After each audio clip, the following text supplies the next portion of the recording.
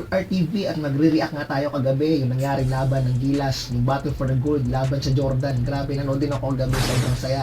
After 61 years na hindi tayo nakagold sa Asian Games, grabe, 1962 pa yung huli nating yung panalo, nagka-gold tayo, grabe. At si Coach Tincon, isa rin sa mga naging coach yan yung 1962, grabe, sobrang saya, hindi mo makapaniwala, tinadhana talaga.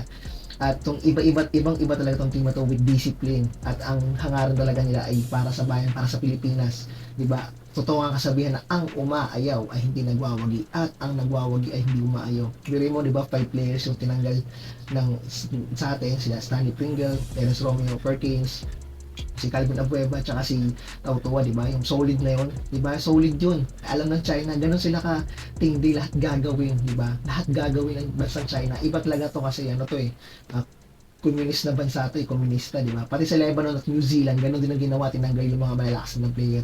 Pero sila nag-quit, pero tayo iba. Iba mindset natin, nagkamali lang talaga ng moves in China. Para napaganda pa sa tingin ko ito. At tama nga si Timo Trinidad, napanood ko yung kanyang interview na mananalo talaga ang Gilas laban sa Jordan. At yun na nga kagabi, napansin ko talaga ang aking analyze dito about sa aking reaction.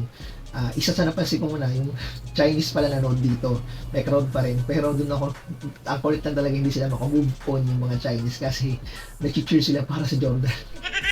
Grabe, kung may labanan lang basketball tayo nanalo, atin yung West Philippines Sea, kung basketball lang labanan, panalo na kami, amin ang West Philippines Sea.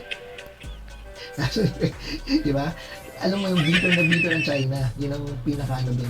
Yun ang ano dun yung napansin ko nun. Andun pa rin sila, cheer para sa Jordan. Hindi sila makamove on. Grabe, ayaw talaga nila sa atin, ayaw talaga sa Pilipinas. Personal na nga ng laban.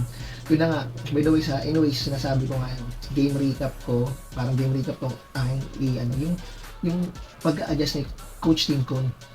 Grabe yung adjustment niya sa mga player. Ang galing ng pag-rotate niya. Marunong siya gumamit ng rotation, ng triangle offense, yung depensa natin. Grabe yung depensa na pinakita. Yung nag-step up yung ibang player yan.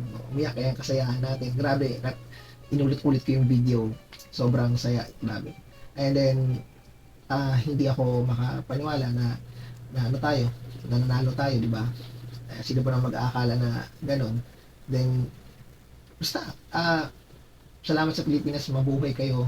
Diba? Yun lang masasabi ko ng review na to. At ano tayo, stay safe lang. So, ang galing talaga ni Coach Tincon. Iba-ibang ibang team itong nangyari na to. At pasok tayo sa Olympic at anong mangyari. So this is Triple R TV. Yun lang, magandang umaga sa inyo.